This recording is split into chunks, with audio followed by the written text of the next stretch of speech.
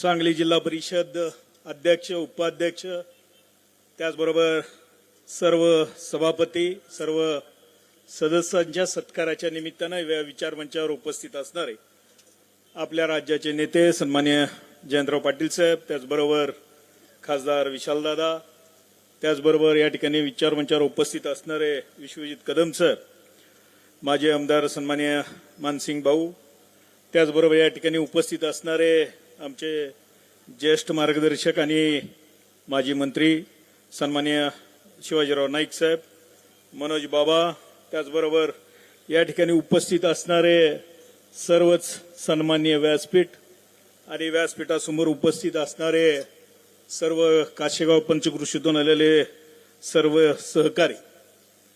खरं तर 2014च्या निवडणुकीच्या नंतर मग ती लोकसभेची असू दे किंवा राज्य विधानसभेची असू दे आणि त्याच्यानंतर आत्ताही पहिल्यांदाच जिल्हा परिषदेची निवडणूक होती.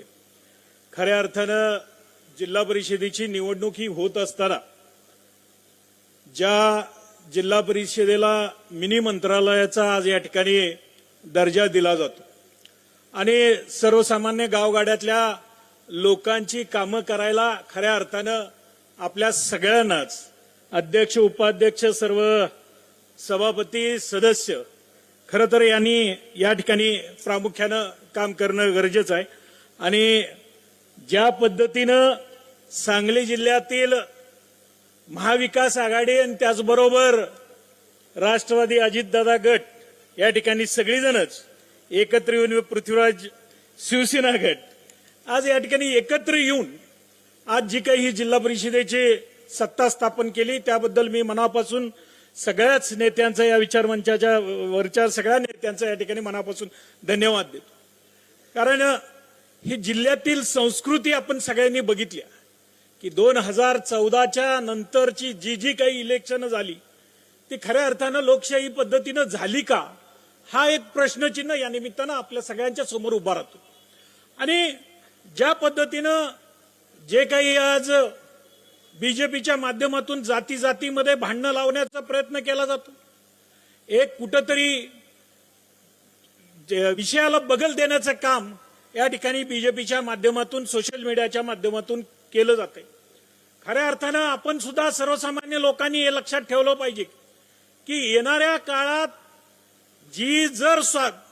जे काही आपल्याला आपला अधिकार जिवंत ठेवायचा आहे तर त्याला आपण कुठंतरी काउंटर करणं आज गरजेचं आहे.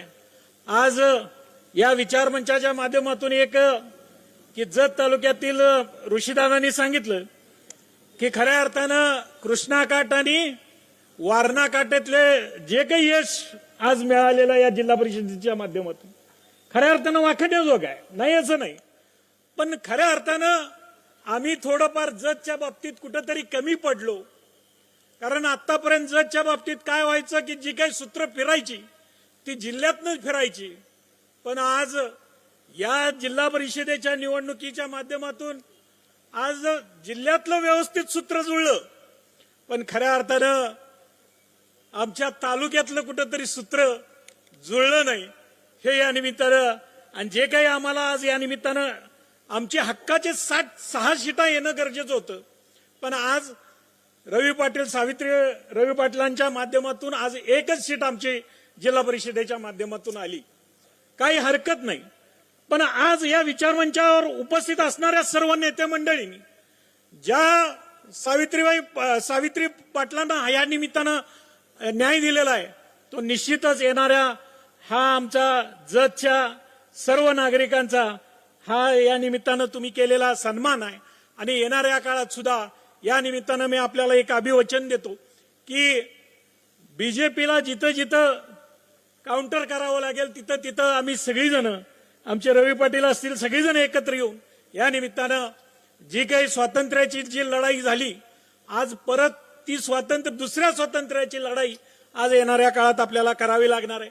जिल्हा परिषदेच्या माध्यमातून मी एवढंच या निमित्तानं सांगेन की सगळे अध्यक्ष, उपाध्यक्ष, त्याचबरोबर सभापती आणि सर्व सदस्यांना या ठिकाणी या जिल्हा परिषदेच्या माध्यमातून आपल्याला प्रामुख्यानं जलसंधारण आणि खऱ्या अर्थानं समाज कल्याणच्या माध्यमातून मोठ्या प्रमाणावर आज या ठिकाणी आपल्याला काम करण्याचा वाव या निमित्तानं मिळणार आहे आणि गावगाड्यातल्या लोकांना आज एक चांगलं न्याय देण्याचा प्रयत्न या निमित्तानं आपल्याला करायला ही सुवर्ण संधी मिळालेली आहे. आपण ती संधी या निमित्तानं चांगल्या पद्धतीनं पार पाडाल अशी एक या निमित्तानं आपल्या सगळ्यांना सदिच्छा याचबरोबर व्यक्त करतो आणि थांबतो. जय हिंद, जय महाराष्ट्र. धन्यवाद दादा. यानंतर